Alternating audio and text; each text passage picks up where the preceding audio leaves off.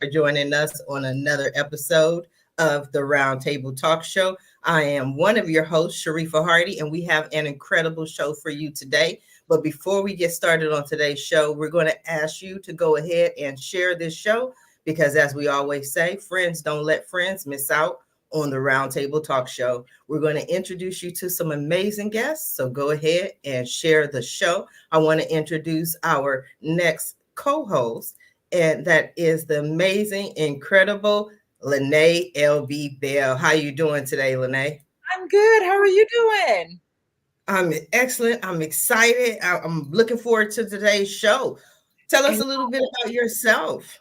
Well, for you that don't know, I am the CEO and president of BH Talent. That's one of the many uh, businesses that I own. I am a serial entrepreneur, co-founder of the Black Business CoOp, and founder of Hollywood Black News, or chief and editor, founder of .con, it's a private search engine, and so many other things. But I'd love to introduce our next host available? We're going to The go ahead wonderful and Dr. McCall. introduce, yes, Dr. McCall. Hi there, everyone. I'm Dr. McCall. I am the CEO of Insight Me Psychological Services. So I'm a licensed psychologist. I'm an inventor. I have a patent on sex toy. I am also one of the co-founders of the Black Business CoOp. I too, like LB, wear many, many hats. I forget all of them as I re-announce myself every week on here, but I do many things.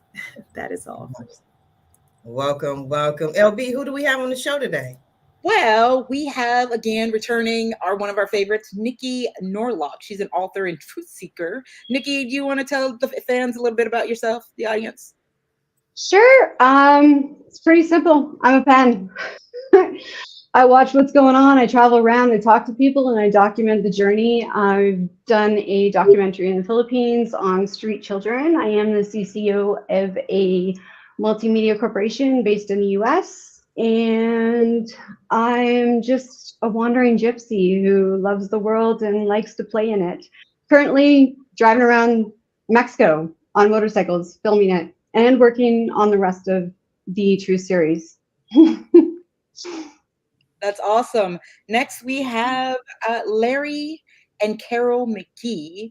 Larry is a research, and Carol is an author. They both are entrepreneurs, and we'd love to introduce you and tell us a little bit about yourself.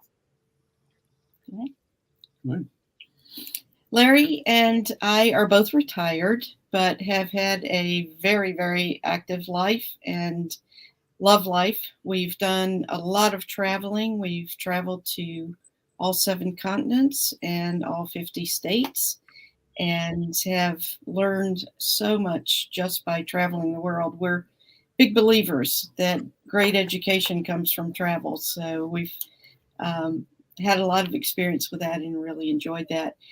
We come from 2 different backgrounds with respect to our careers.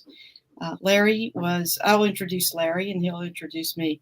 Larry was a businessman in various aspects of the business world, especially enjoyed training sales teams and just team building in general.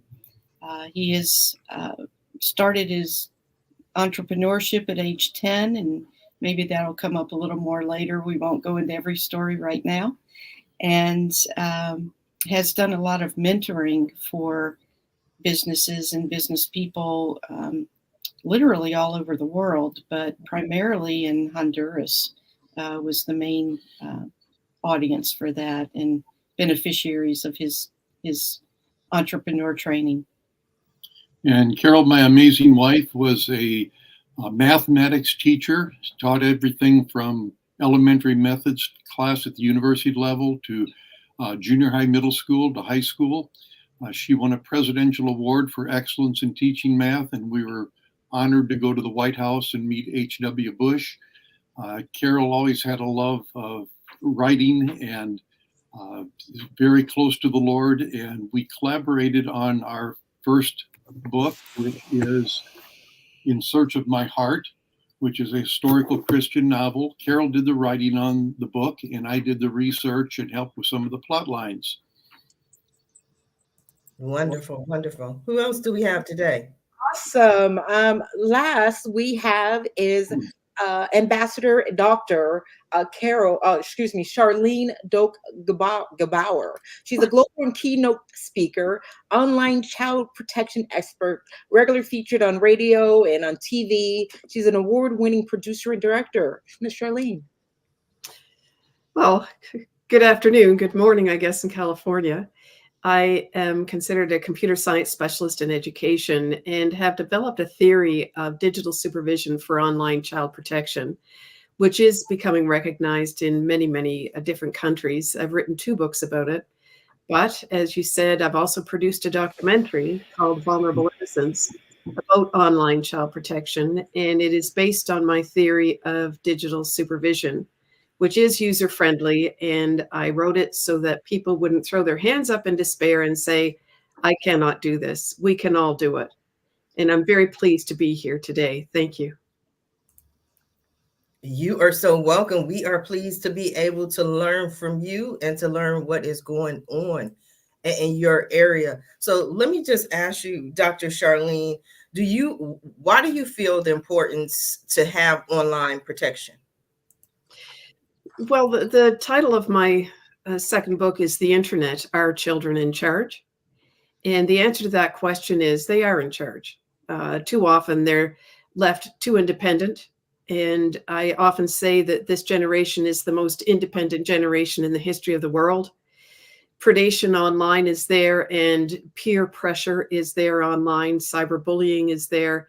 And without parental supervision, well, let's put it this way. Too often when I speak, they will say, well, we have a community looking after our children. We have the government, we have the police, we have the schools. And I'll tell everyone there's one missing link here, and that's the parents. And the parents need to start realizing that we need to get involved in the supervision of our children directly on devices. And I can talk more about that later.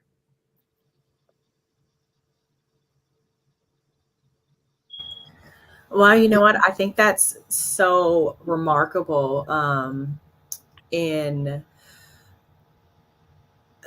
We need that. Like, I don't even know how to really explain that so much as how often I am teaching parents about protective factors on the internet and things you can protect your children from, and from pop-ups and all these kind of things. So I'm super excited to hear, how does your program, like, how does it work in order to aid parents that are being mindful, the parents that are actually paying attention, that are doing their part in limiting, screen time or just watching over it. Because I've worked with predators, with sex offenders, and how they are, childlike and infiltrate child programs and interact with kids in childlike ways and things like that. Like, they're on the other end acting as though they are, a child as well. So I am hoping to hear that there's maybe some methods in there that your program can weed out or screen out those kind of things for parents that actually are doing their part, but, trying to stay one step ahead of another person that is, built and trained themselves in grooming behaviors can be really difficult to do. So I'm really looking forward to hearing from you. Very pleased to share. Me too. Charlene, as an educator myself, I'm interested in, we all know that there are many parents who are not involved at all. And and sometimes through no fault of their own, they're working 2 jobs, the kids are left alone a lot. Is there a way that you have incorporated your work into the school systems in ways that educators can maybe intervene with those children who don't have that parental presence to be able to, I don't know, take their devices and do what needs to be done on them, maybe with some parental permission or something? I don't know. I'm curious about how that might work for those children. we're talking about a very complicated environment. Sure. And Dr. McCall, you were saying who are involved, who are doing things. And unfortunately, it's a strong minority that of parents that are not doing anything simply because they don't know how. And too often they are, people are talking to them and using the buzz terms in computer science. And the parents will say, my kids know more than I do. And my response to that is, that's very common around the world. What we have to do is start talking to each other about what's happening in our households. I speak in different school boards, in churches. I speak anywhere about this. The need is the same. And my theory of digital supervision, I divided into 3 parts. The first part is awareness.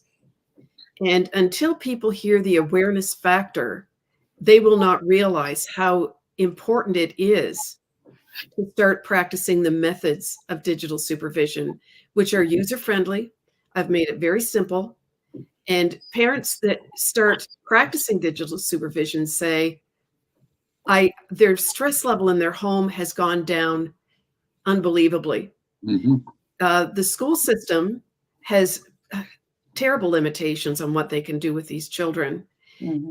And they have filters. Filters are good, but after a while, kids can get around filters because I'm also an educator. And I was the network administrator in different schools, managing a proxy server for eliminating certain websites. And I would put the eliminations in there and walk in and the kids would still be on them because there are backdoors on different servers. And when children are playing online games, you can have all kinds of protective platforms on your systems. But when they're on an online game, they're independent because they're on the server for the game. And too many people don't realize that's where predators are. They're on online games constantly. Yep. I love the user-friendly aspect of this. As a mom myself, I was a full-time working mother with 3 teenage daughters at home, and talk about exhausting. I mean, we live in a world where it takes 2 parents working 2 jobs just to be able to put food on the table in a lot of places. So for this to be user-friendly, simple to use, I think in a lot of cases, parents want to be able to protect their children.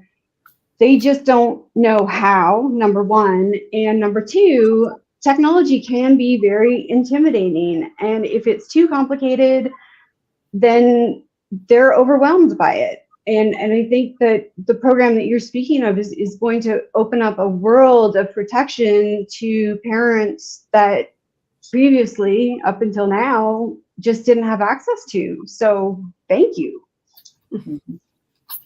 I say thank you too, Dawn. You're doing some important work, and sure. we really appreciate what you're doing. Okay. Shirley? Shirley. That's okay. I have a long name up there, Larry. Don't worry about that. It's a mouthful. What I did, I designed the methods in digital supervision to be user-friendly and inexpensive because I was a single parent for a few years myself. And I know how exhausting as a single parent it can be. I had a son, and I wanted to make sure that people would use it. People will do it. And the biggest thing in digital supervision is to move this is the first step, move the router to a location in the house that is accessible only by the parents. And that could be a locked closet. The parents have a key. But I often say, leave it in the parental bedroom at night. And then people will say, well, you can program the router. And the minute people hear the word program, the zippers go up. And they say, program, what are you talking about? I tell them, please don't even bring that up, because the easiest thing to do at night is to turn the router off. When the parents are done, have rules certainly surrounding digital device use, but those rules can be thrown out the window anytime.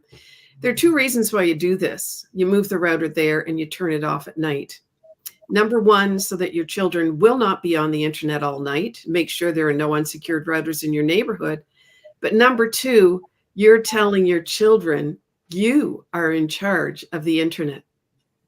And when you think about it, the way it's run now, these routers are in the family room. They're somewhere accessible for the children. The children can, they get the key to the router so they can load up all their games on, and the parents have no clue what is going on in their household. And that's to no fault of their own. And I'll give you a bit of a history lesson. The internet didn't become really active in all homes domestically until about the year 2000. And at that time, I was a network administrator, and I was managing the network, which was the space age technology, because we had moving pictures on the screen, and they're called animated GIFs. Now, fast forward to 2020, 2023, we now have online streaming, and predators love online streaming. That is not a long time for parents to catch up. So I do not point my finger at parents and say, you're not doing a good job. I'm telling them we need to catch up to the digital age and digitize our parenting skills.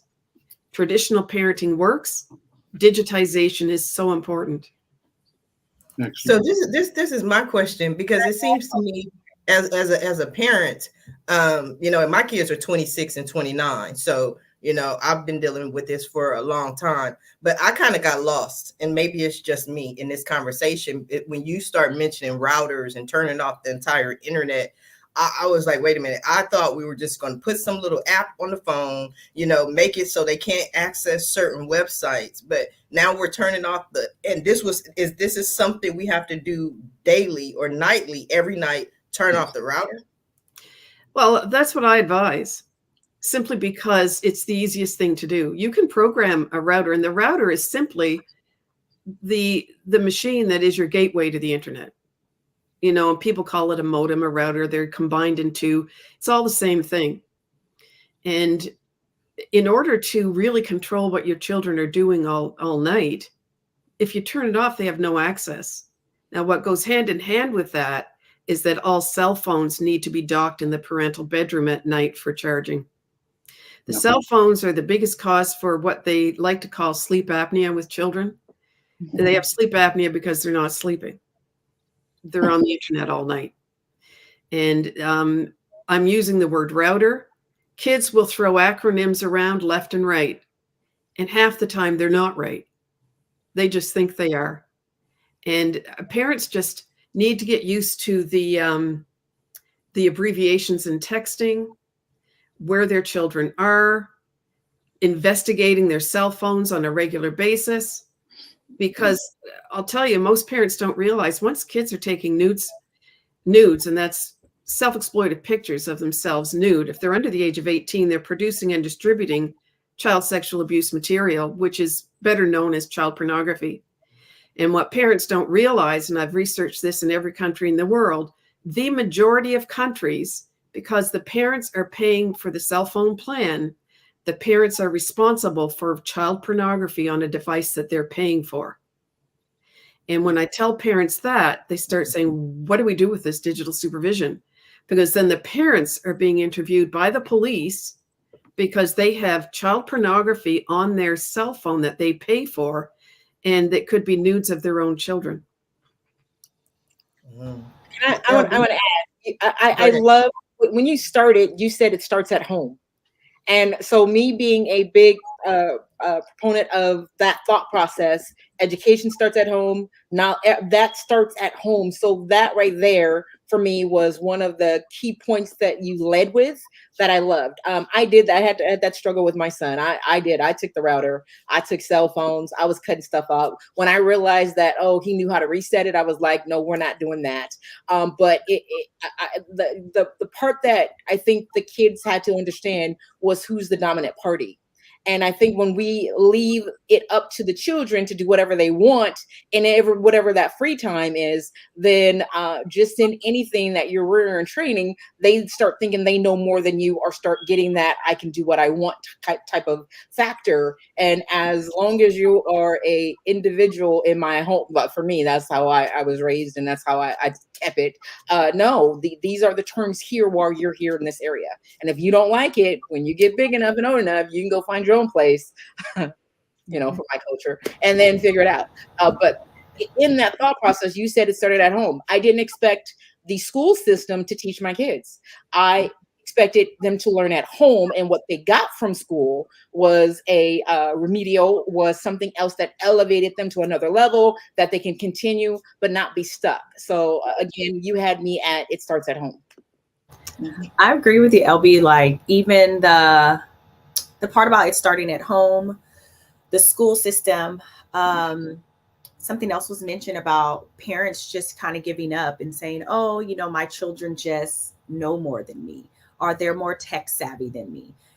In this age, in this day and age, should I say, of technology, parents, and I do tend to point the finger at parents very often, because it does start at home, and taking that responsibility and saying, okay, children, you may know more than me, but you have to take that a step further and saying, well, teach me, because that becomes the involvement, that becomes the investigation, that becomes the open communication lines between a parent and a child, and looking in their phone and saying, hey, what are you wearing at school all day? Who are your friends? What do you guys talk about?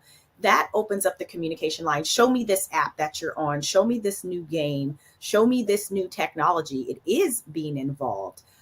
School, all too often, I say school is just free babysitting, because we send our kids to school all day, and your kids are away from you and learning from everyone else, whether it's teachers, kids in the classroom, more than that you are at home with them. By the time they leave for school, 7, 8 o'clock in the morning, they come back, 4, 5 in the afternoon. I don't know. You do homework, you have dinner, and you go to bed. So the quality time that you're spending with your children is actually very limited. So in those moments, in those passings, when it is, how was school today? What happened today? When you're spending time on the weekends, those conversations are extremely important. And learning the technology and learning what your children are into as a parent is going to be the most important and so valuable, because your kids are learning from other kids. Like, we can't say we send our kids off to school and we hope everyone's wholesome like our house is or may be,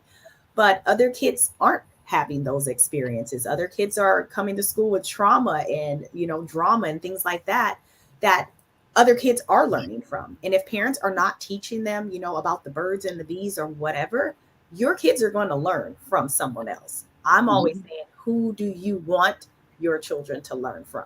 Yep. Good point. And I love that you speak about asking the kids to help you learn more about the technology, because that does open those lines of communication, and that's what we need. Authentic, honest communication between the parent and the child. This is what's out there. I mean, we can't go on sugarcoating the reality of the world and pretending that it's all butterflies and rainbows. I always told my kids, I don't care what it is that's happened. I don't care what it is you've done. Come to me. I will help you, and we will deal with the problem of, punishment or discipline later. I just want you to feel safe coming to me. And I think that what you just said opens that up for parents to be able to have that two-way conversation. And it makes the kids feel more involved with their own protection. I think that's, it takes a village. Well, it takes a family, right? I mean, parenting involves communicating honestly with your children. I agree. I love what you said. In addition, I'm going to say because what kids don't know, right? Let me see, where do I want to go with that? What my son and my daughter, I was over their social media. So they had an account. They were in the entertainment, actors, actresses, whatever, right? Because I'm in the industry. But when we set their profiles up, I kept control. I kept control of emails so I could see what happened. He's not going to be happy that I share this, but it was a male predator that approached my son in the DM. And thank God I was involved. My son was clueless of the language, but I was like, this college kid is trying to hit on you, and he's a dude, son. Right. So, but it's the information. And I love what you said. What I did with my children also is we had passwords, we had keywords. So if someone said something that made you feel uncomfortable, here's our code here. So, I'm going to protect you. Right. So I agree with you on making it about communication. Also, when they don't know, they just don't know, and they can walk into things. And so I love where Dr. Charlene was going, because again, with the cybersecurity, or I'm going to say with the security aspects, that's you as a parent responsibility being involved. And to say I didn't know is no longer an excuse once you decided to raise your child. It is your job to learn or to get to know. I've been a single mom all my life. Right? So what becomes a matter is that's my job. That is my job to know, my job to be involved, especially while they're in my household. And the things that we talked on previous shows about generational curses, but the things we don't want to happen to us in this technology that we hear about is why you would want to be more involved, because it's happening in your household. No, I love that. I'm just curious. I'm still stuck on the router. I get stuck on certain points and I'm like, I can't get past this point. You know what I mean? Like, because I love the communication. I love the conversation. I love the emails. I love what LB was saying about staying in the loop, because to me, then it becomes a learning process where I teach them how to look out for certain things. But if I just cut all connectivity, then they don't even know what this exercise is about. They don't know what I'm protecting them from. And then at some point they get into the real world and they're clueless and they run smack dab right into the one thing I was trying to protect them from. Charlene, we're in a right. We grew up in an era, and that's another way of parenting. And I think there's a cultural piece that, has to be talked about. Is in my home, like my mother didn't have to turn anything off to get me to obey. Okay. And right. I use obey, like obey.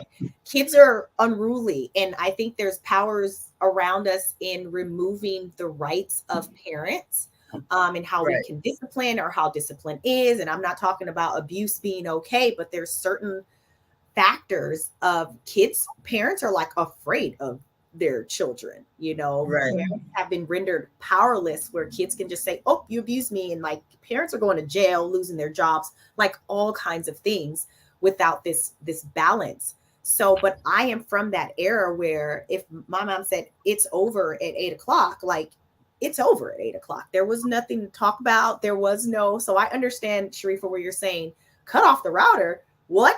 But some parents are so out of touch with their children because they didn't start with discipline early and authority, like LB was saying early, that when your child is 12, 13, 14, and 15, and then you start trying to put these boundaries in place, they're like, who are you? Like, where are you coming from? No. And you do have to resort to turning off the router in the middle of the night. But that's when you got to go back from that and see, how did we even get to this point to where your own child does not listen to you and you have to turn the router off, like.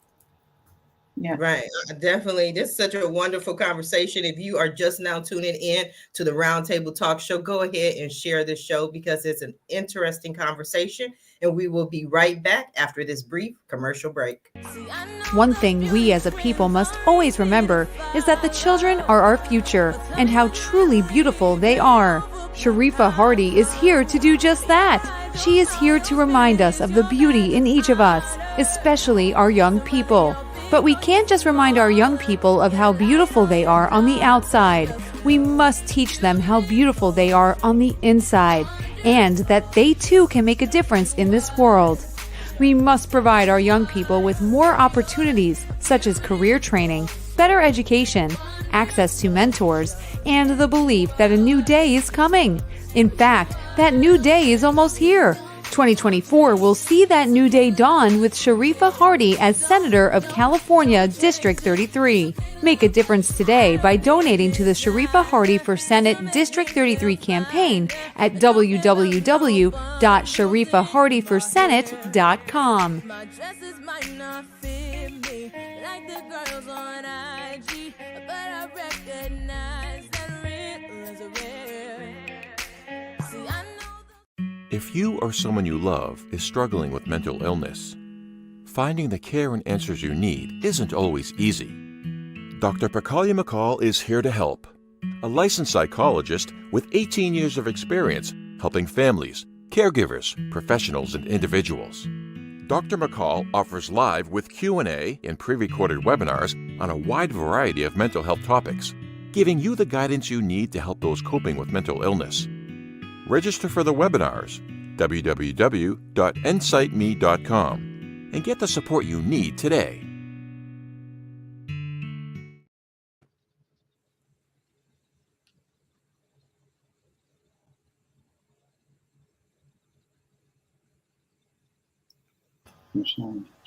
There you go, Hardie. We can hear it. Women out here, the women are talking, the women are giving their viewpoints. You can hear me now? Yes. I want to hear from Larry. Yes. All right. Well, may I interject a question to Charlotte? I don't want to get off of this conversation before I ask what I consider a very important question of you, Charlotte, and that is, Larry and I are in a community of people where we're often called on as resource people to help families, to help the young people we mentor, many of whom are just beginning to have children. And we, of course, are in a community with a lot of grandparents who are looking for the answers that you seem to be providing. Is the best deal to just guide them toward your book? Do you have YouTube videos that you go through? What are some ways to actually get the information into the hands of the people that need to hear it? Two things. First of all, my book, The Internet, Our Children in Charge, available on different channels online. You can get it on Amazon. And also to view my documentary, I speak around the world, and I asked a number of people that I had met along the way, would you want to be in my documentary? And I had a lawyer who defended teens for producing and distributing child pornography or child sexual abuse material.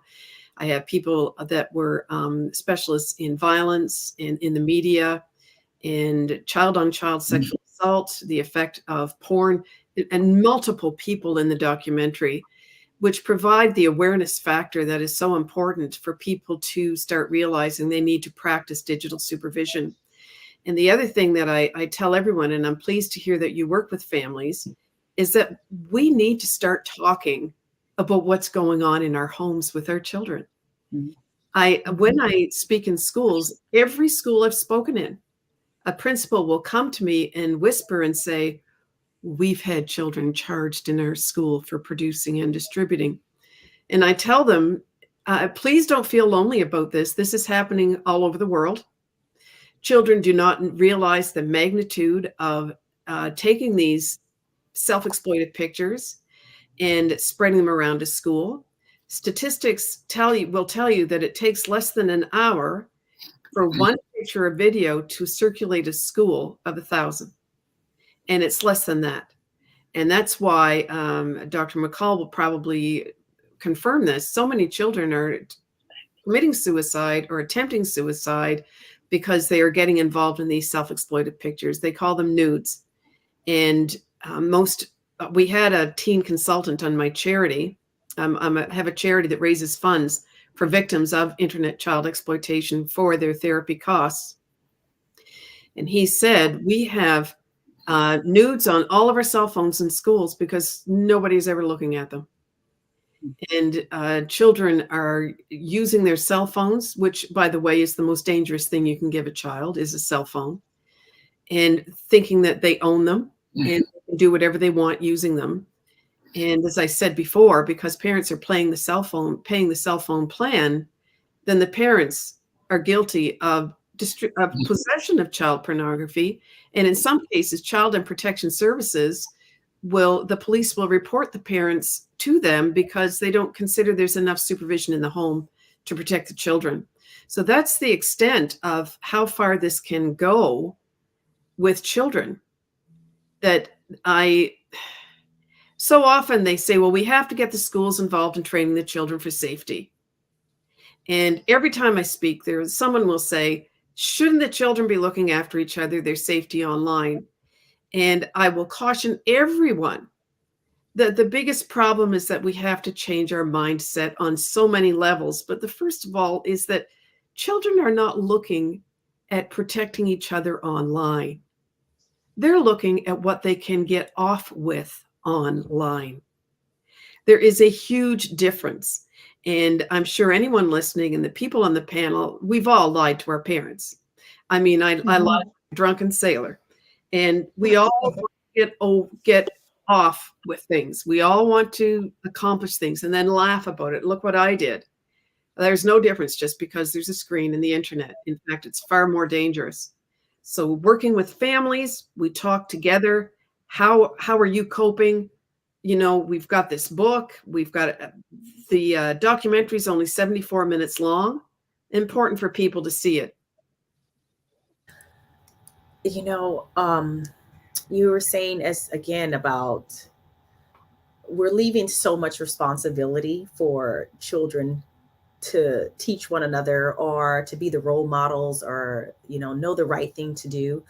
And a big piece of child pornography and on children's phones, one of the biggest things I noticed that came up in working with my male sex offenders is parenting. How were they parented in the home?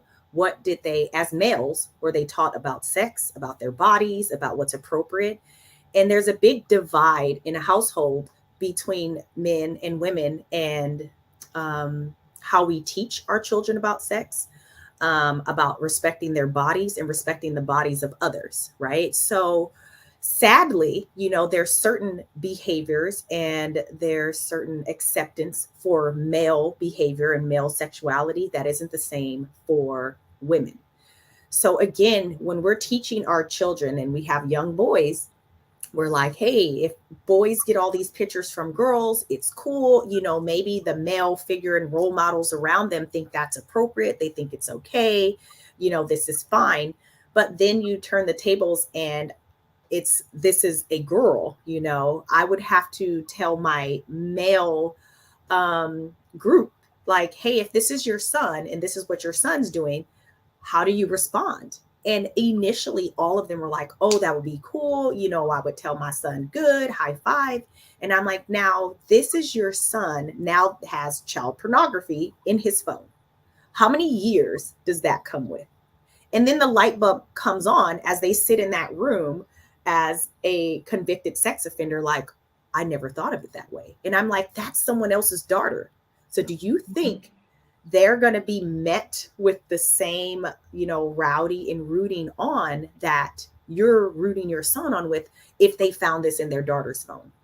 So it's this disconnect that happens, I think, in the home. I know that I've seen with our images around appropriate behaviors when we're teaching males and females from a very young age. And that's another piece where I think we're having this trouble later and down the road when it comes to things like nudes on the phone and taking pictures and what is being seen as childhood and adolescent behavior. And it's all too often being accepted as, this kind of just happens, or, oh, I didn't know this was on the phone.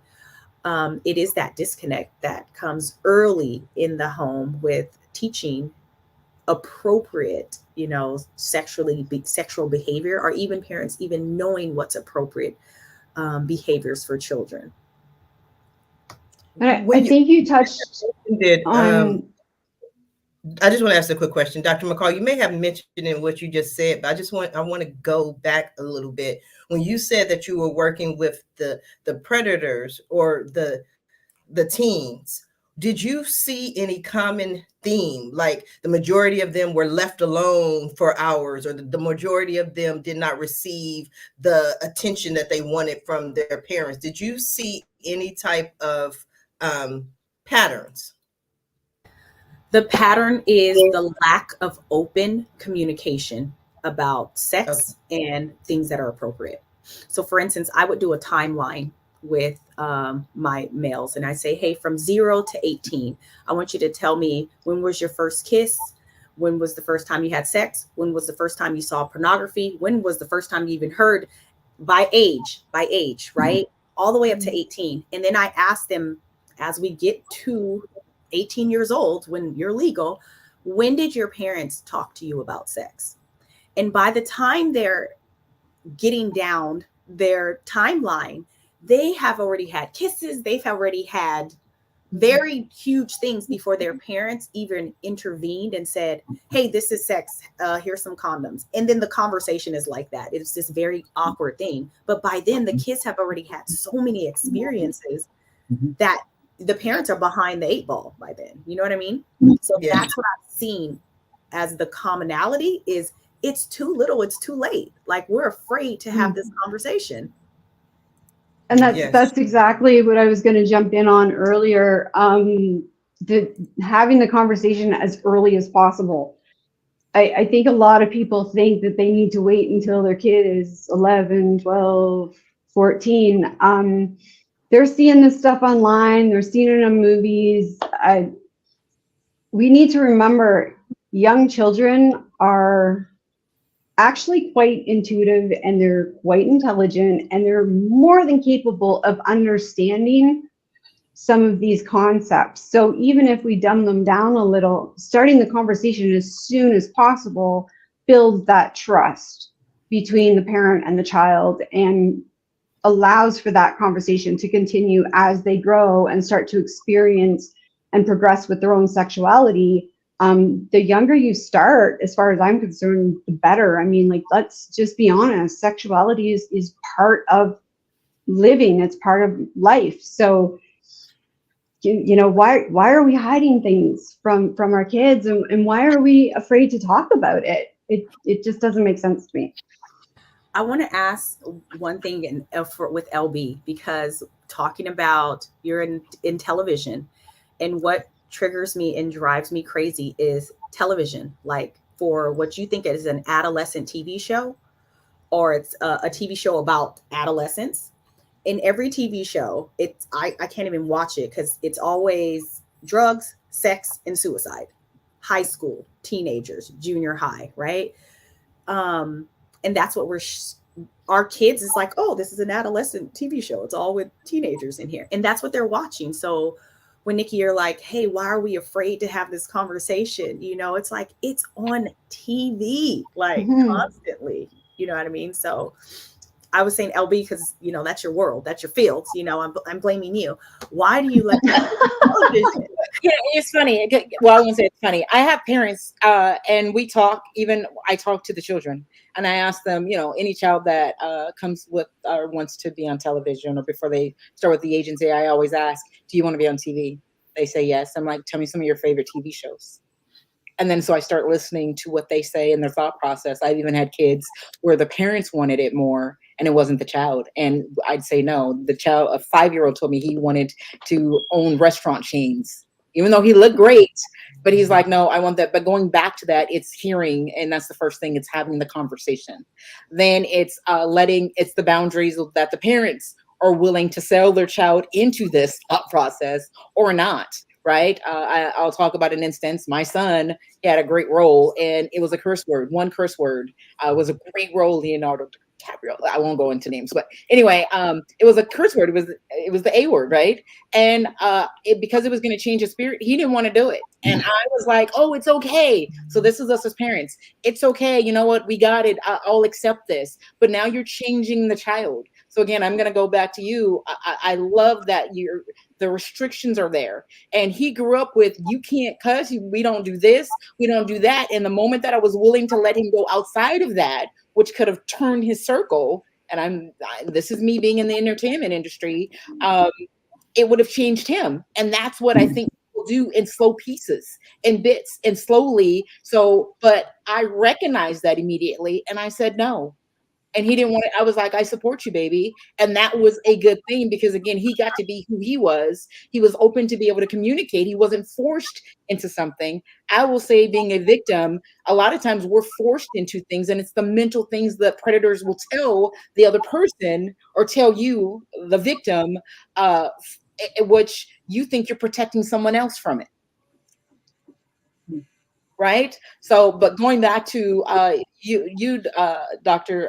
Charlene Gabor, being, I talked about having a search engine, but it was all about privacy. I didn't want a smartphone or something smart telling me what to do. Like having a smartphone, and even understanding that the internet, or in cybersecurity, or the search engines, selling your information. So imagine giving your child a cell phone, and this avatar is created, and their information is being sold. Then all of a sudden, they're slowly getting imprints on them. And then now they're starting to get suggestions, things that start popping up on their phone. They don't know any better. They're just going to click. And then you've opened the world to a whole nother scenario. And again, it starts at home, and it starts with, let me see your phone. Let me see what this is. This is why we do this. I grew up with, because I said so. I think in this generation, there needs to be, because we want to make sure you're safe. And these are some of the things to look out for. I'd like to add a few things that I'm sure everyone will find interesting. There is a predator handbook online in the dark web, which tells them how to find lonely children, tells them what questions to ask. And it's been very successful. People have asked me if I've seen it. Absolutely not. I will never go on the dark web. And I would advise anyone to stay away from it, because anytime there's a connection out, there's a connection into your computer. And it's something to avoid. But what is new now on the dark web is an AI predator handbook. And this offers a whole new problem when it comes to child safety. And I'll give you a scenario. So many parents are picture bombing social media pictures of their children, specifically head-on pictures. And that's easy. I mean, there's software everywhere now for AI. You can put the pictures make them into deep fakes and put them in XXX porn. Child pornographers are enjoying it because now they can have different faces in their videos. It's very twisted. And a lot of people have their voices on their voicemail, and they have their pictures on social media. So what's to keep someone from doing a little video, taking your voice off your voicemail, creating it, and telling your child to meet you somewhere? This is something that AI, people are sort of thinking, well, it's no big deal, but it is becoming huge in the child protection industry. And the other thing that people have to realize is that we're talking about pornography and sex education. Unfortunately, some people are saying, I just let my kids go online to learn all about sex. And what they're seeing is hardcore, violent pornography, which teaches them things that are not real. And there are children, boys, 12, 13, with erectile dysfunction because they cannot function normally with a human being. Pornography, it's not a matter of if your child will see it, it's a matter of when. And as Dr. McCall says, that line of communication has to be open constantly with your children to figure out what they're seeing online and trying to ward off any problems, and also to do the supervision, digital supervision. Larry, you've been quiet over there. All the ladies have been talking. We've been giving our opinions. I want to hear what you have to say, Larry. I'm sorry, we got cut off.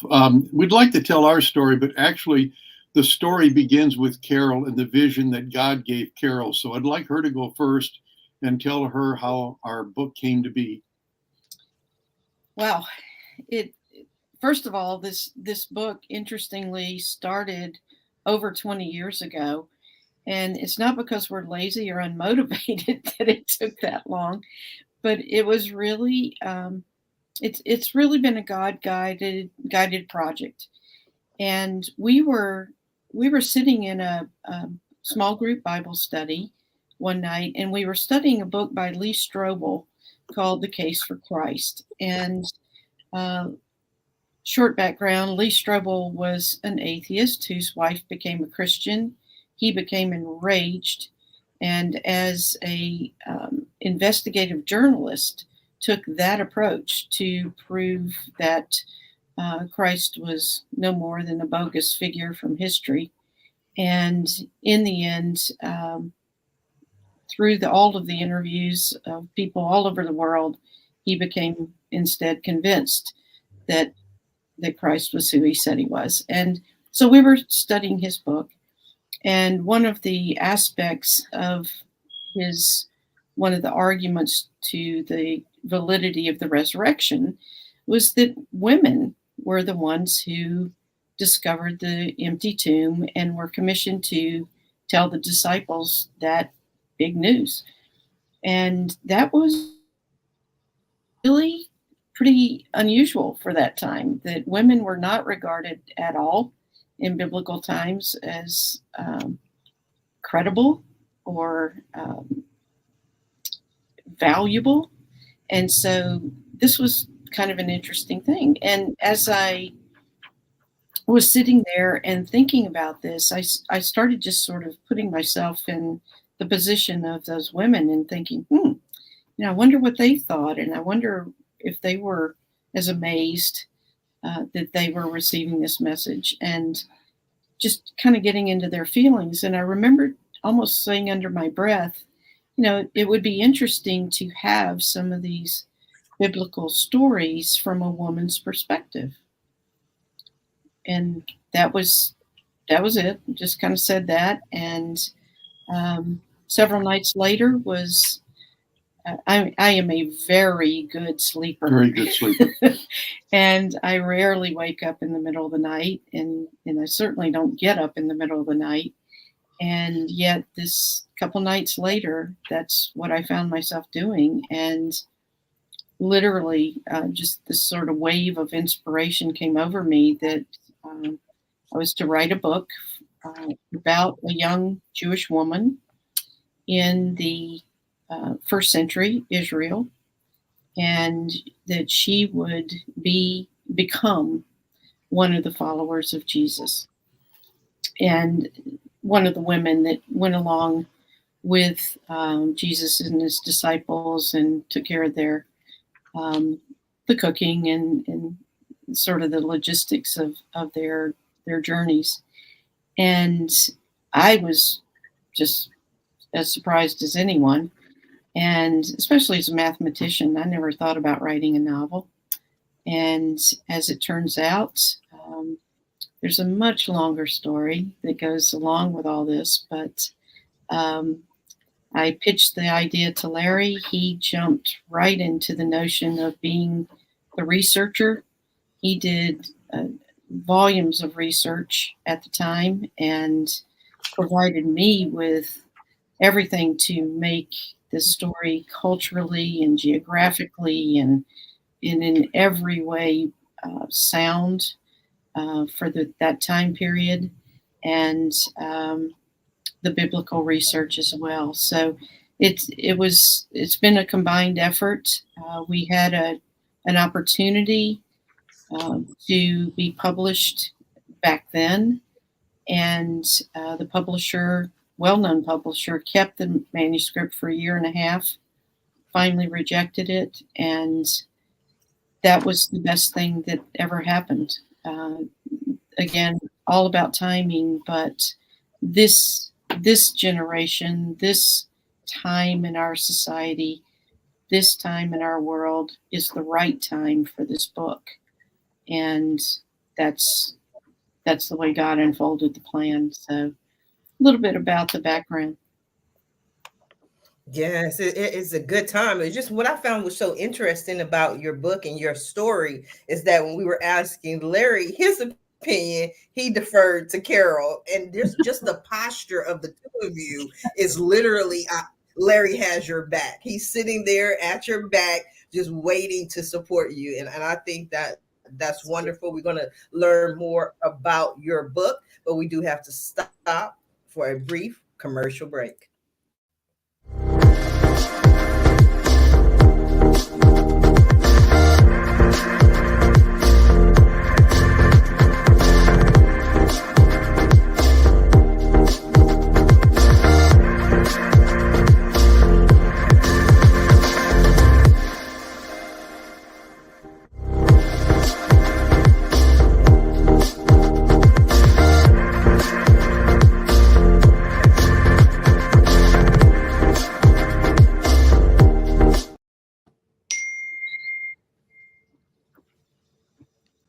Struggling to increase your sales or website conversions? Are you looking for new ways? Struggling to increase your sales or website conversions? Are you looking for new ways to promote your business through social media or any other campaign? If yes, then you're at the right place. Ask Sharifah has 25 years of experience and the track record to guide you to success. Today, but let's From business planning to social media marketing. Hey everybody, my name is LyNea Bell, aka LB. I am the founder of GotCon. Struggling to increase your sales or website conversions? Are you looking for new ways to promote your business through social media or any other campaign?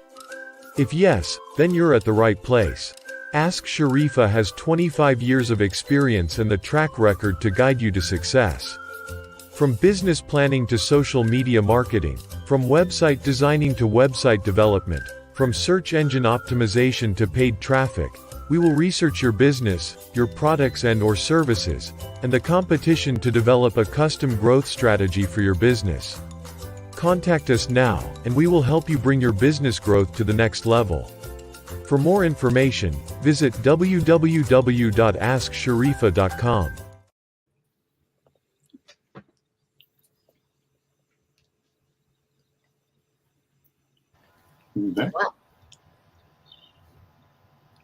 Hardie, we don't hear you. You're on mute.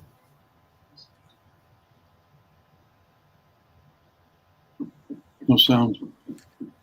There you go. There you go. Hey, Hardie, if you are just now tuning in to the show, to the Roundtable Talk Show, you have.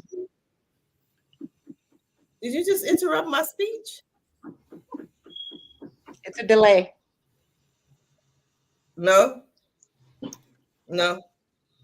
It's a delay. If you're just now tuning in to the Roundtable Talk Show, you definitely want to go ahead and share this show. You missed the first hour. Incredible conversation talking about protecting our youth, talking about all the books that we have on the table. What's your question, Dr. McCall? What do you have for the people? I actually have a question for you, for the future politician. How do you see your role in being able to shift these things? Because a lot of this stuff can be political, as far as protective factors, as far as parenting, as far as limitations on, technology and access and kind of things like that, that we have to be, I think, in a more forward thinking society with having more restrictions around accessibility. So I personally believe a lot of the things we have access to on the internet, we don't need. And most people be like, oh, you're shutting us down like a communist country. And there's certain filters I think other countries have on media and what you can watch and see that is actually beneficial. It puts in protective factors for our safety, for children, kind of things like that. How do you see like a political role in this very subject that we're talking about? what I see in a political role is I personally believe that we need to get back to being more family oriented, to make family our primary focus, to be able to raise good people, good productive citizens in society. I believe that things are over legislated. I was reading an article this morning where large stores with over 500 or more employees who toy stores that do not sell gender neutral toys are going to be fined $500. And I was just like, oh my gosh. Like to me, I feel like we can use this legislation. We can use these resources in better ways than making it legislation. Let's get back to family first. That to me is my focus. When you raise better children, better people, better people in society, I think we all benefit, as opposed to saying, let me legislate this in order to have some type of punitive or criminal repercussions because someone doesn't do what we want them to do. That is my thought on it. Mm-hmm. I wish we were in California so we could vote for you. Did that answer Yeah, your question, me Dr. too. Phone a friend. Just tell a friend to do it for you. There you go. No, I think It is important community and family. Yes. It is. Yes. Family first, How you family feeling over there, values, Niki? community. I love what you're talking about because it does start at home. All of it starts at home. It starts at home, it starts within our communities, and that's how change happens. We have to be involved. We have to be proactive.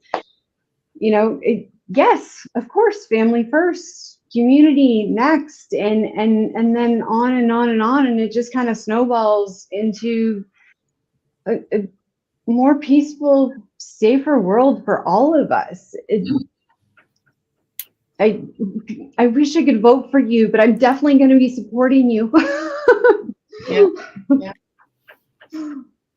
Definitely need all the support. You can vote here in District 33 if you're registered here in the district, but we accept donations from all across the country. How you feeling, Dr. Charlene? I'm feeling very well, thank you. I'm enjoying the conversation tremendously. I think all of us, certainly with what I've been promoting with digital supervision, is to start focusing on the family and what's going on in our homes, and changing our whole focus from traditional parenting to digitized parenting, and realizing that the family unit, whatever our definition of the family unit is very important for our children. And they're key in the whole future of the world, our children. Carol, how you feeling? Yeah, I can't even tell you how in agreement we are with everything that's been said, and the whole notion that I really liked what you said about not being legislated. That there's been so much of that, and it hasn't worked. We find ourselves in the place where we are now, and what I think part of our mission, whether it be through this book or all of the other things that we're involved with, is to bring hope to people. I think that so often as we look at the things that are going on with children, with adults of all ages, literally all over the world, but particularly in this country, I think so much of it is despair and lack of hope and leaning toward depression because of that. And so the things that Larry and I do in our kind of daily walk, in our ministries, if you will, are to bring encouragement to people, to help people believe in themselves, to help them believe that they can do more than they thought they could do. I know that Larry and his you want to speak to that? Because you... Well, I did a lot of in sales training in my former life, and one of the things that brought me the most joy was convincing people that they could do more than they thought they could do, and believing them and guiding them and training them, and seeing them absolutely light up when they accomplished things that they thought was beyond their capabilities. And that was tremendously rewarding to me. And that kind of led then into we mentor about a dozen young adults, and they're our children, and that has been a wonderful joy to us, incorporating the things that we believe in and that the Bible says to help them have a much richer and rewarding life. Mm-hmm. I love what Carol had to say about hope. When I talk about hope, the one thing, I mean, we have to give our children hope, but I also talk about it in our unhoused situation, in our homeless situation. Before you can change that situation, you have to give people the hope that they can actually have a life, have a better life. And with the high inflation, the lack of jobs, with rent being through the roof. You know, I'm in Long Beach, California. A 1-bedroom is going to cost you a minimum of $1,900 a month. That's just a 1-bedroom, you know. So unless a person has that hope, then how are they going to feel that they're going to have a better life? So I definitely enjoyed what you had to say about hope. Hey, I love that. I love it too. Hope was one of the central themes of the documentary that we did on street children in the Philippines.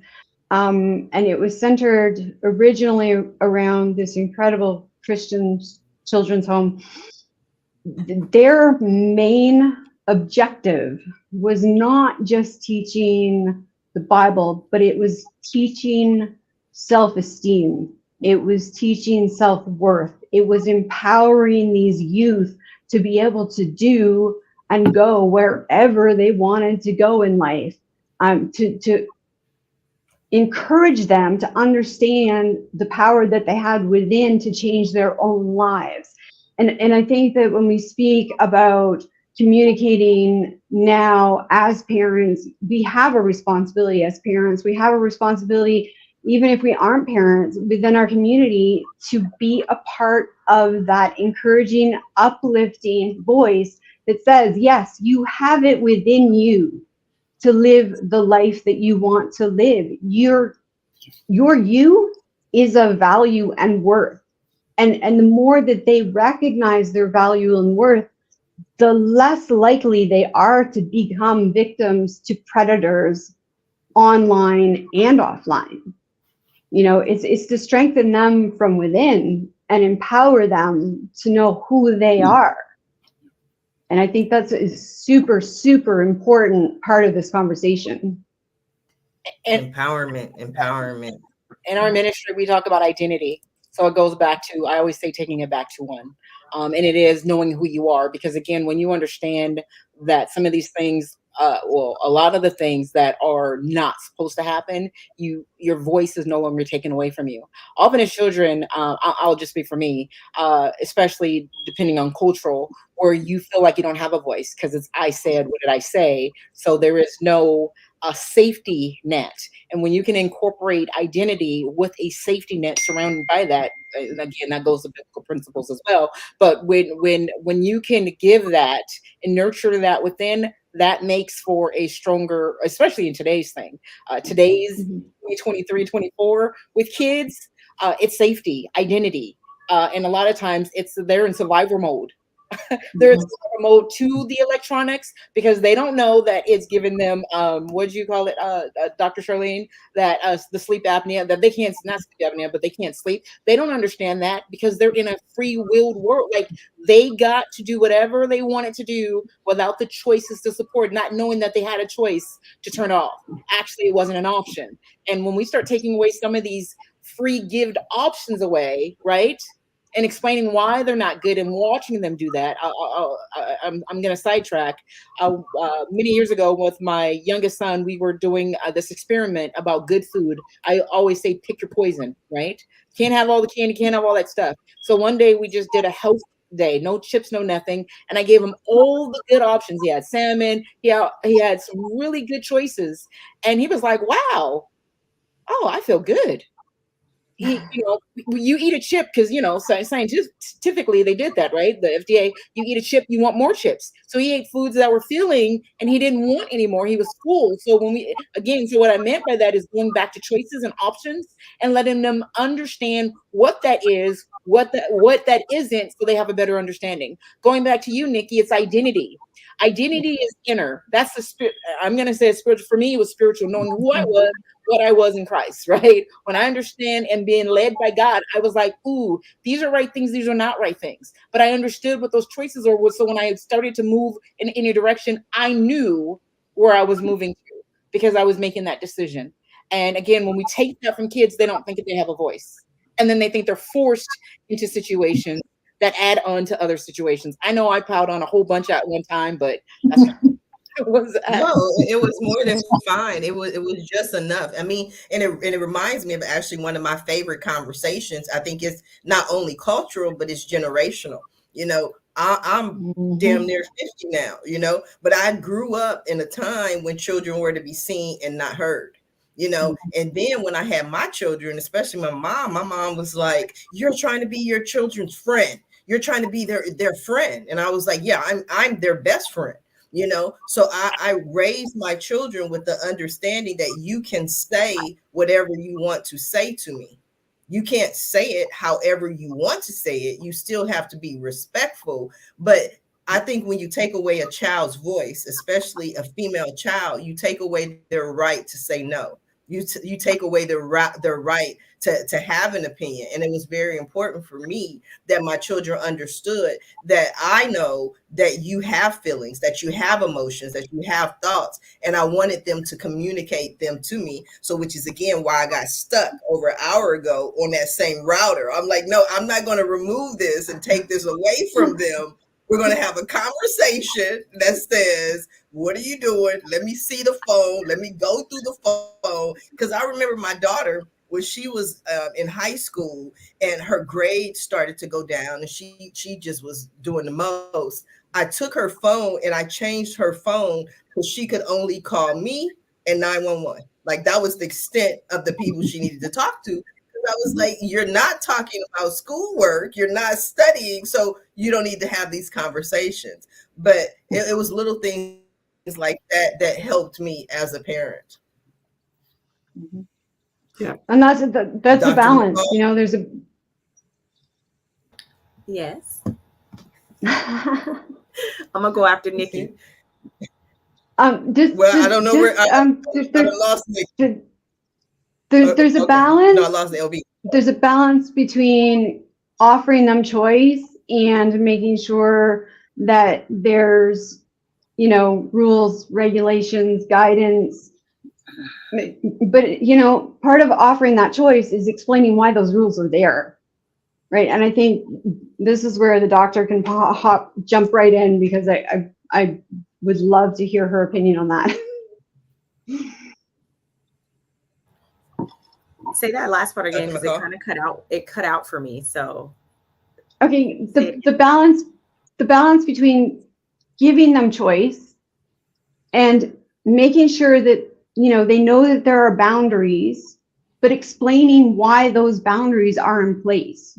So there needs to be a balance between the two, and that's where that trust between parent and child comes in. So, Niki, you said that perfect. That's how I know you're a parent. And you give boundaries and balance. I have a 2-year-old right now, and it's everything I do with him, and I have a 1-year-old also. Everything I do with him, it's like, here is your option. You can do this and you can do that. Now, when you do this, this is going to happen. When you do that, that's going to happen. And it's even little tiny decisions, whether, you're going to trip and fall if you keep doing that, and I have to let him, or you're going to be successful and not trip and fall if you do this. Like I say, you got to put your shoes on when you go outside because you can step on a rock and it's going to hurt your foot. It's decision making and balance that I'm giving him from small things. So now he's understanding to trust me. I'm going to let you do what you want to do. You're probably going to get hurt. But at another point now, I'm like, hey, you might want to ask permission first before you do this. So I'm giving him prompts all the time, every single day, that he's able to learn and understand even the smallest things. So when we're missing doing even the smallest things, when it comes to bigger choices in life, like I'm giving him that inner strength, that integrity, that autonomy that children need, to that push and pull, that power struggle, that like, hey, just trying to let you know, he's gonna do the correct things ultimately, or start to listen and trust. Oh wait, you know what, when mom says something, maybe I should like listen and see what she's talking about, because that last time I walked outside, I stepped on that rock. She told me to put my shoes on. Now it's not a struggle. He just knows, oh, got to put my shoes on. It's going to hurt my feet. So that's the balance that you're speaking about. That's the boundaries, but it happens very, very young. And it's an ongoing narrative. It's an ongoing conversation that I'm never quiet in my house. Like I'm always talking. I'm always giving decisions. I'm always giving options, because it's ongoing training. How do you train your dragon? I'd like to talk about the router again. Let's go back to this router. I'm stuck on this router. That little dagger. Turning the router off is the easiest thing for parents to do. And too often children are given too many choices. And I emphasize to everyone that I speak to parents all over the world, and they are beside themselves on what to do with their children, particularly when they're over the age of 12, 10 to 18. They have no idea how to stop things. And I tell them, we can trust our children. That's very, very important, that there is a trust between the parents and the children. But we as adults and parents also have to trust that our children will make a mistake. And too often that I have dealt with as a high school teacher and as a consultant on online child protection, that this is a problem worldwide. What do we do? And another thing I advise parents to do is to have a digital supervision contract with their children, which I have a sample of on my website at cdoke-gebauer.com. And it has the parent, it opens up the chance for parents to speak to their children about what they're doing online, what safety precautions the parents want. And sometimes children will give the parents different rules around devices. And it is the turning point where parents can then say, we're having this conversation and we're doing this for your safety.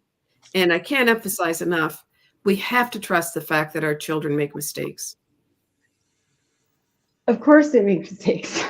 Yeah. Absolutely. Yes. And can I jump in on the router thing too? Just because, listen, you touched on something that is near and dear to my heart. I actually suffered from sleep deprivation to the point where I lost my memory.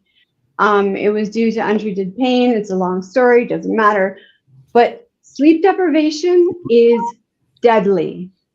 And we need to have that conversation, because using technology right before bedtime is a surefire way to not go into an REM sleep and to sleep properly through the night. So I'm actually for pulling the router. Well, I'm also for giving choices, but saying that taking the tech away at nighttime, it's not just for your safety as far as predator goes, it's also for your health, because you need to take a break from that technology. Your brain needs to take a break from that technology. Your body needs to take a break from that technology, and you need to sleep.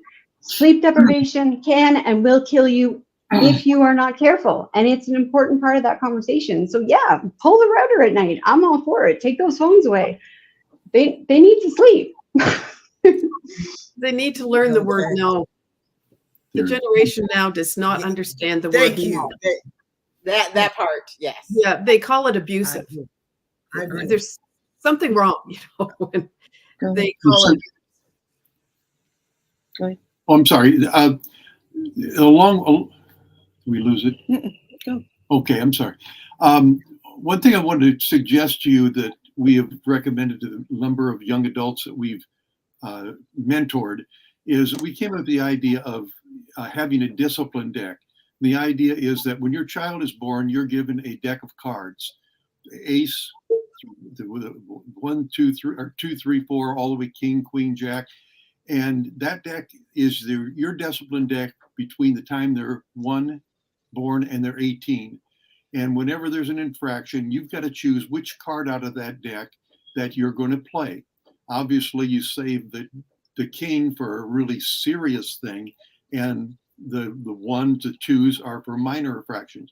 The idea is that you don't play your kings and queens when they're small, and you give much of your authority away because you don't have much when the kids get older. So we recommend then that they take the deck, and then when they have to discipline the child, they take one of the cards out of the deck, they put a date on it and put what the infraction was, and they remove that card from the deck. And that's a reminder that they've got this deck to play for the child's life. And that whatever the punishment is, it's got to be appropriate to what the infraction was. Yeah. And whether literally done or just figuratively, it really does make, especially a young parent, think about, how serious is this particular problem, particularly in anticipation of what's likely coming in the teen years and so on. And it was interesting to me, especially when I was teaching middle school. I would be in parent conferences, and the parents would come to me with just wringing their hands and saying, help me, I need to know how to discipline my child. And I need techniques for disciplining my child. And, in a very polite way, I said, well, that ship has sailed. You've got to discipline your 2-year-old, and so that they know what to do in middle school. So it's a really tough road, but I think it's a great ministry to have with young parents and to get them thinking, like you were, Doctor, about your 1 and 2-year-olds. You're doing it now at the right age, just like you said, so that when they're 12 or 13, they have all of that foundation behind them. So kudos to you. Yes, absolutely. I like that little card deck. My card deck would only have 1 card, though. It would just be the Joker. I'd be like, oh, you want to be the Joker today? Okay, all right. That's all we gonna deal with. But parenting isn't easy. I tell you. I want to read a comment from Shayna. I hope I said that correctly. Shayna said, I took my daughter's phone. She snuck and took it back. I let her keep it, but then I took all the chargers. I'm like, that's parenting. That's parenting right there. That's parenting.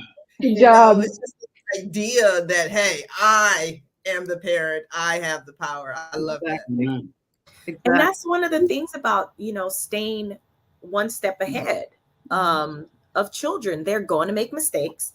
They're going to outsmart you or try to outsmart you. It's how do you match that fresh? Like, how do you meet them where they're at? And that comes with, our discipline. That comes with open conversations, even taking this back to Niki saying, being afraid to talk to our children about sex and when is the right time. And I often get asked that question about, is it appropriate to tell my children about, sex? When is it appropriate? And I always say developmentally, look at your child developmentally, not chronologically. Like my child's developmental advancement may not be that of his age, or your child developmentally, they may be exposed to a lot more depending on your household. And it could be time for you to start explaining stuff based on their environment, because they're going to be met when they get out in the streets. Like Sharifah said, if we're pulling everything away to protect, and they hit the streets, they go to school, and they have no idea, they have no common sense because they have no experience. Developmentally, we have stifled them to be able to make appropriate choices. So when you're teaching your kids, you have to think developmentally, what are they doing? How are they acting? How are they behaving? My child right now knows, oh, this is my penis and these are my testicles. Yes. Does Stormy have penis and testicles? No. You see, it looks different, right? Yes, it does. She has a vagina and you're not to touch it. And she's not to touch yours either.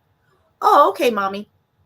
That's it. Very simple. In his tiny little 2-year-old mind, he knows penis testicles, vagina. Don't touch them. These are your body parts. Like I teach them, this is your cup. That's Stormy's cup. That's your clothes.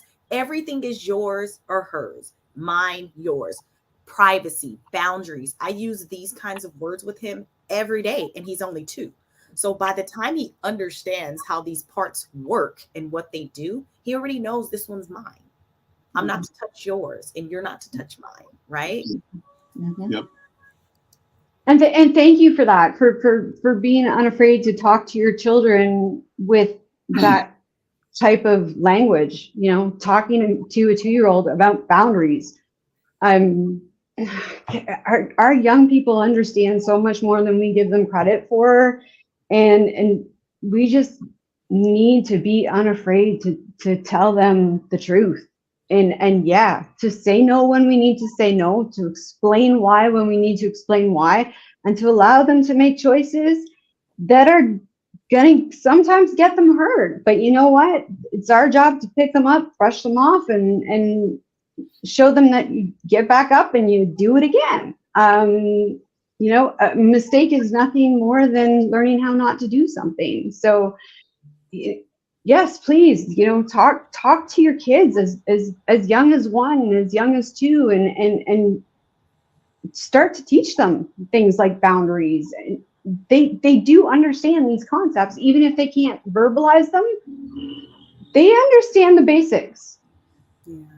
I'm afraid of it's what I am afraid of is not that I'm gonna expose my child too soon, and the worst case scenario is they're not going to understand what I'm talking about. I'm afraid of the predator that they enjoy 2-year-olds and 1-year-olds, that handbook that they're taught. There's people out there teaching them, oh, look for the quiet ones. You know, these starter packs for, you know, sex offenders is children that don't know. Right. So I'm never afraid to overly teach my child too soon. I'm afraid that I don't teach them enough and someone else will, or someone will take advantage of them. Amen. That's the scary part. That's the things I tell my parents, like, okay, they're like, well, isn't it too soon?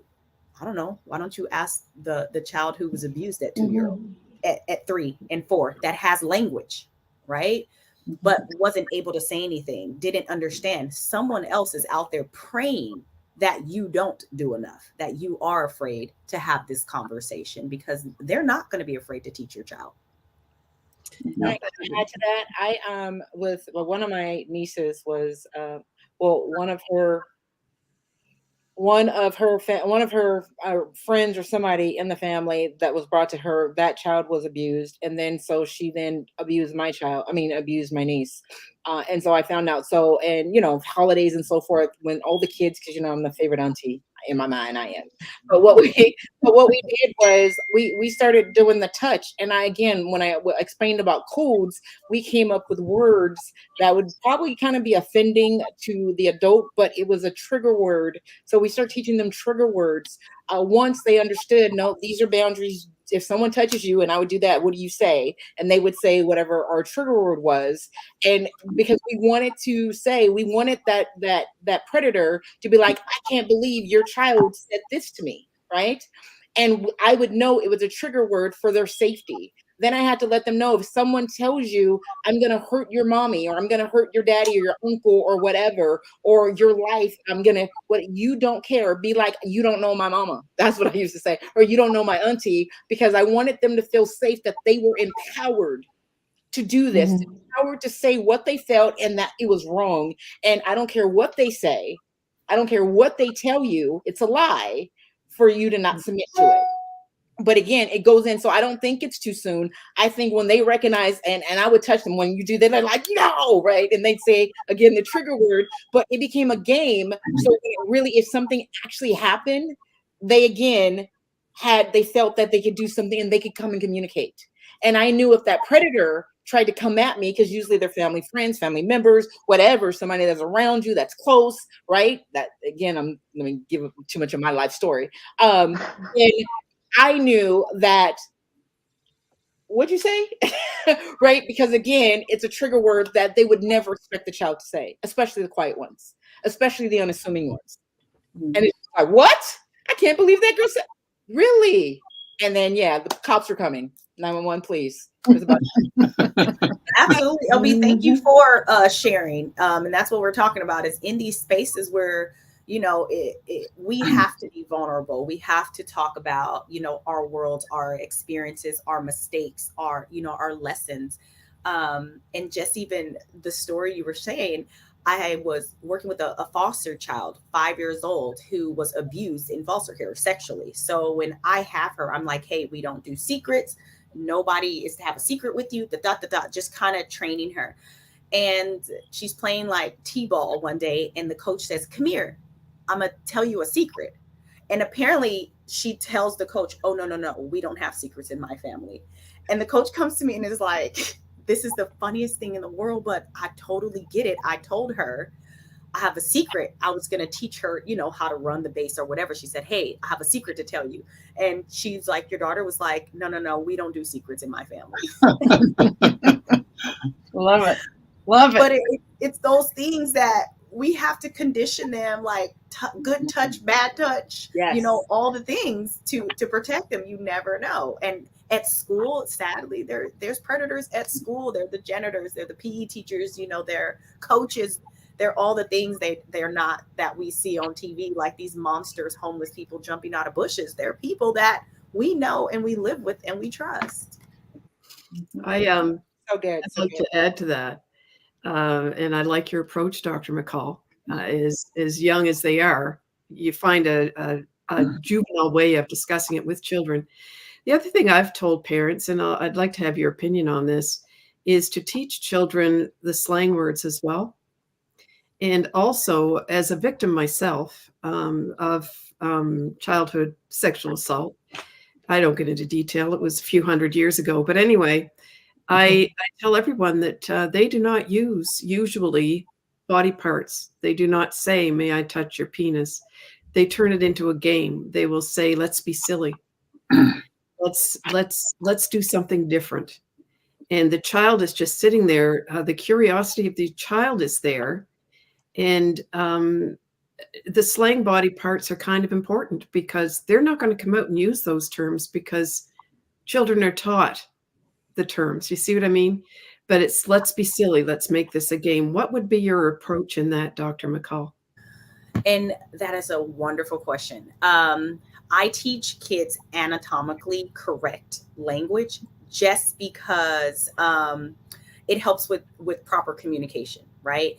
It doesn't have them shy away from their body parts. So when I do teach them slang, and this is not a game with your penis and your vagina. When someone comes along and they want to say, hey, let's play tug of war with the Cookie Monster underneath the blanket.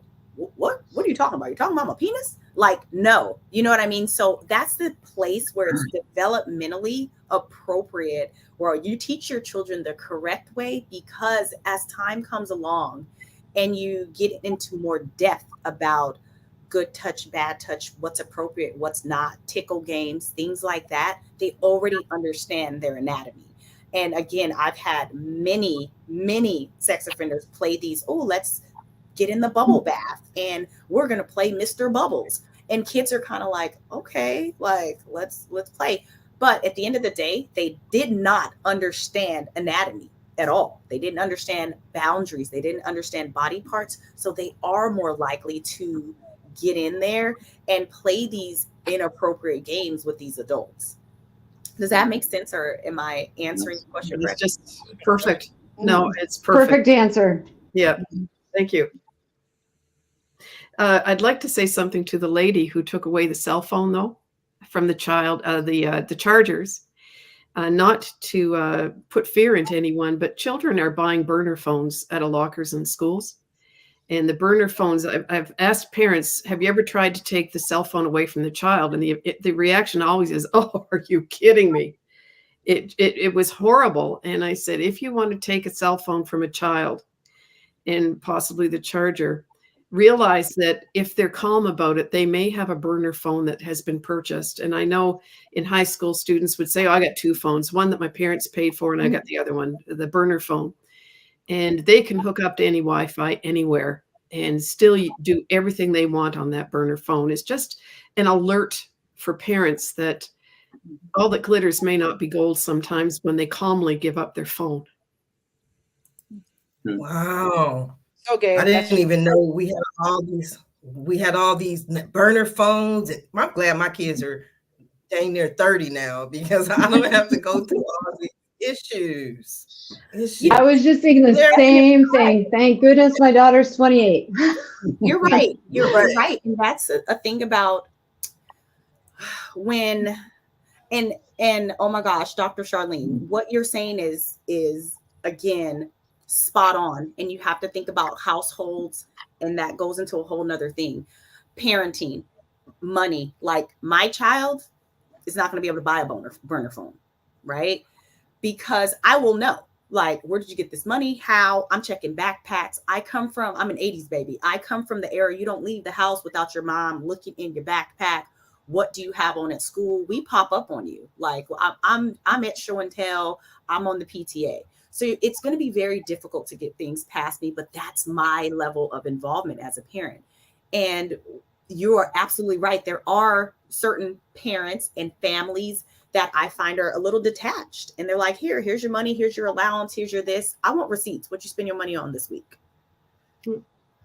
Because you're not buying that. Or like, how did you get this? Right. So it's that being in touch, because you're absolutely right. Those things do happen. And it's about, I still think, paying attention to your children. Just being aware, like, where did you get that? Why do you have something? What did you do to get that? And, it's sad to say it may not have been money to get a burner phone. Mm-hmm. It may have been sex. And you can't prove valid point. But these kids are so unfortunately badly informed about what they can do and get off with. And I did a presentation for the University of Nevada psychology department one time. And because they were wondering why there were so many suicides or threat of suicide and so on. And after I had finished an hour of presentation, they were just shaking their heads. What these kids between the ages of 7 and 18, and a child is anyone under the age of 18, are being faced with, their challenges are the most challenging things they've ever had in the history of the world. Yep. And I can say that safely. These children are faced with so much. And then what happens is they're being thrown more and more things that confuse so many issues in their lives, like for sexuality, for providing nudes, for getting things and providing sex for. It's just endless. That's why parents need more involvement. And the young people need to know the resources that they have to reach out to. Like, for instance, when I was younger, I dealt with a pill popping alcoholic mother. I didn't learn until much later in life that, there were organizations like AA, letting young people know what organizations to reach out to and who they can go to for support when they need it is super important as well. Allowing them, and teaching them their rights as children. What are their rights? What are their responsibilities? And these are important things for them to know, I mean, and I think a lot of the times parents kind of leave that out of the conversation, but we can't rely on the education system to do that for us. We have to be involved as much as possible. And I'll add to that, Niki. And Sharifah, as a politician, important to know that parents need to realize their rights as parents and their responsibilities. There is so much confusion out there about what parenting is all about, what parents have a right to know and what not to know, and so on. But we have to realize we have rights as a parent. And I had someone tell me that when my son was 5 years old. He said, never forget your right as a parent, because parents do have rights and we can't forget that. Mm-hmm. I don't know how many of you are aware of the research on brain studies, probably some of you, but it was astounding to me that when I realized and I read that a person's brain is not fully developed between consequence and action and consequence until they're 25 years old. And what really struck me is that I remembered back when I was young, I couldn't rent a car until I was 25. And I always wondered, why was that? Well, I don't think the people, the rent-a-car companies knew the research, but they knew that the chances of a person having an accident when they're under 25 were greater than when they're over 25, when their brain was fully developed. Then it all made sense to me. And I think that's something to remember with kids too. They may seem mature, but that brain is not going to be developed understanding action and consequence until they're about 25 years old.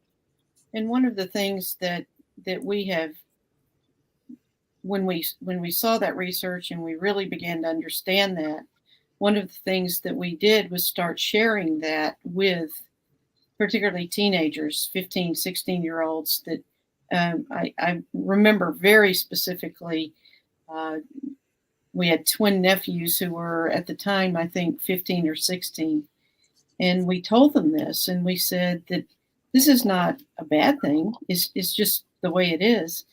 But if you realize that your decision-making may be hindered by the fact that your brain isn't fully developed yet, you can use that to realize that it's okay to come to your parents or go to a responsible adult when you're trying to make a decision and say, this is an important decision, and I know that I don't have all the tools I need to make this decision. Please help me. And these kids were amazed by that. They were intrigued by it. They were almost relieved to know it. And they said, and they did, they actually acted out. They would come to their dad and say, well, I'm not 25 yet, so I think I need help with this. And they would say things that sounded so silly, but were so powerful that they had that information. Thank you for that. I grew up with being independent. Graduated high school at 16. Been on my own since I was 16. Raised a child since 15. But so I grew with the independence, and my kids are 15 years apart. So I've always been the independent one, and so my youngest one, who to me I'm like slow. But thank you for that, because it shed a light on, and it made me think even about with insurance, the insurance rates transition or change after a certain age because of, and I knew that in insurance, I didn't think about that for the growth world, right? For the mental thought process in the brain. So thank you for that, because as I talk to my almost 22-year-old, I'll be like, yeah, you got more time. You okay? I'd like to share an experience I had. People, they'll say, can we have a lunch or whatever, and or a phone call or a Zoom. And bless her heart, this poor woman came up to me, and we had lunch, and she said, well, I want you to know that I know this guy, and he's really into cyber safety, and he would like to talk to you and everything. I said, okay. Well, long story short, it ended up being a fellow from another country that told her that he had over $1 million in a credit union in Michigan, and that he needed for her to give him money. And you know where this is heading. And I'm sitting there, and I thought, oh man. I said, and I'll call her Betty. I won't use her real name. I said, Betty, I think this might be a fraudulent situation. And she burst into tears. And she said, oh, no, I know he really loves me, and I know that $1 million is there. And I said, look, I went through university working in a bank. I know if there's money in a credit union anywhere and it's got your name on it, you do not have to pay him. And I said, how much have you given him? She said, $100,000. Oh. And I said, I just sank, because I just love this woman. And I said, Betty, I'm pretty sure that this is fraudulent. And she was crying and truly believed that he loved her. I tell that story. Try someone doing that with an 8-year-old. They're good at it. And these predators find them very quickly, and an 8-year-old has absolutely no life skills or experiences to combat it. That's why we need to be there for our children. Absolutely. So good. So good. Yeah. So good. Yeah. Yeah. That was so good. Yes. We definitely have to be there for our. I always get surprised when I receive all these spam emails. I always wonder, like, how do people continue to do all these emails? And they're, I'm contacting you because I'm in Botswana, but you're the beneficiary for. I'm like, oh my God, I don't believe people still do this, but they come up with all kinds of things. I got an email. I posted on social media the other day. I received an email invitation to the Illuminati. And I was like, oh my God. And it's like this long thing. And they're like, if you want, to live the best life and you want all these, join us. And I'm like, I don't believe people actually fall for half of these things. But I'm assuming that they do, which is why they keep doing all these crazy things. I get some of the craziest emails. Now, we are coming down to the last few minutes of the show. And what I love to do at the end of every show is just simply allow our guests the opportunity live, as well as everyone who is watching it in the archives, and let them know what you want them to take away from your appearance here today. And we're going to start with you, Larry and Carol. Okay. I think that Larry and Carol, are you with me? What we would like people to know is that we're a couple who cares. Yes. Are we breaking up? You were breaking up, Sharifah. Are we okay here? We're good to go. Okay. All right. We're good to go. I think for people to know that we're a couple who cares deeply about our fellow man, that we are encouragers, that we want to bring light and life and hope into people's lives. Our book, we believe, does that. The kinds of reviews that it's getting speak to the fact that people are being inspired and they like reading a book that lifts them up, that gives them a sense of who they are through the eyes of this young woman who is the protagonist of the book. Here's the book again. So we want to get this story into people's hands. We're never going to recover what we've put into it. We're not about making money on it. We're about getting the story into hands, lifting people up, and the message that the book gives, we believe, has done that already and hopefully will continue to do that. It's particularly good for teenage girls. Yeah, it is. Why teenage girls? It's a story of a teenage girl, obviously in a different time, in a different place, but experiencing so many ups and downs in her decision making. She experiences some loss, how to navigate through her world. She faces anger, frustration, loss, about with depression. So all of the things that are common to all men, if you will, common to all people, in a different place, in a different time, but universal problems and a universal solution. So. And where can we find your book? It is on Amazon. Our website is, you can see above us here, our website is simply mcgeebooks.com, and the links for purchasing the book are there. More Than You Ever Wanted to Know About Larry and Me is on the site, and the history of how the book came to be and how we got to the place where we are now. So. Wonderful, wonderful. Thank you, Niki. What do you have for the people today?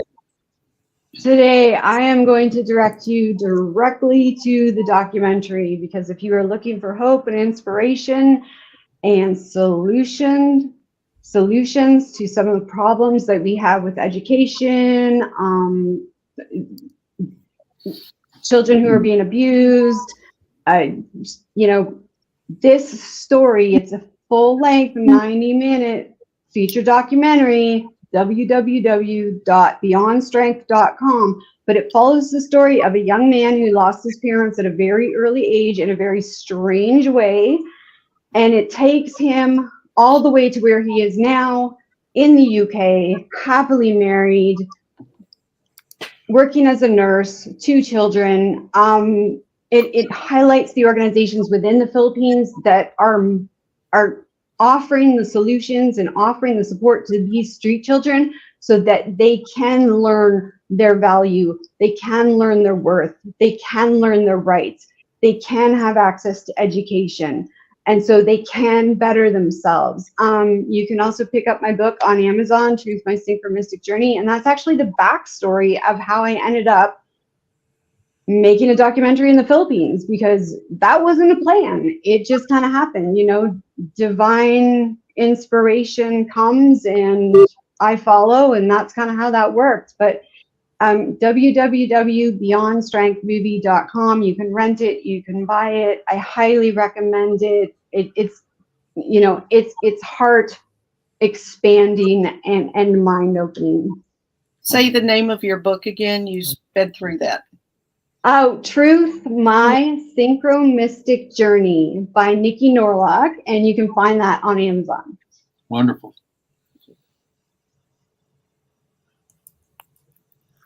Thank you. Dr. Charlene, what do you have for us? Well, all I can say is my life is dedicated to the online protection of children, because I've had a family experience where a child was victimized and later killed by a drunk driver at the age of 22. I do what I can to make sure children are safe online. I've used my expertise in computer science and education to write my second book, The Internet, Our Children in Charge, which is available on Amazon and different other channels. I also encourage everyone to watch my documentary, which has won 24 awards worldwide. If you go to vulnerableinnocence.co, there are 9 channels that you can stream it on. I'm also very proud to say that it's going to be screened in the LA area in March. A person that I met a few years ago is really promoting the film and knows some pretty big players there. So at vulnerableinnocence.co, please check it out. Absolutely. Absolutely. LB, what do you have for the people today? With anything and everything, I always say, just do you, be you, and shine in all things. Simple. Mm-hmm.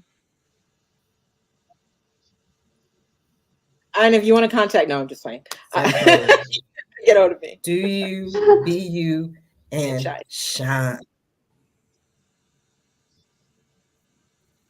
We have a contact number? A website?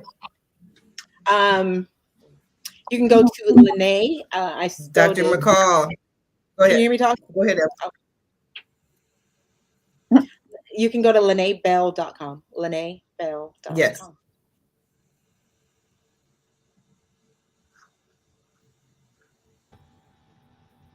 Absolutely. Dr. McCall. Yes. The message today, I think, is overall hearing everyone is really communicate with your children, be open and unafraid and fearless with educating them and being aware and being intentional, going back to the basics of just being the monitor, the good example for them. In order to protect them and to protect yourselves and other people down the road. You can find me at www.insightme.com. That's the letter N, SIGHTME.com. Well, this has been a wonderful show. Again, if you've missed any of this episode, you definitely want to watch it from the top of the show in the archives. We will be back next Wednesday at 12 p.m. And by the time we get back, it will be 2024 and it'll be a new year. So until then, everyone have a safe and a blessed time. Bye now.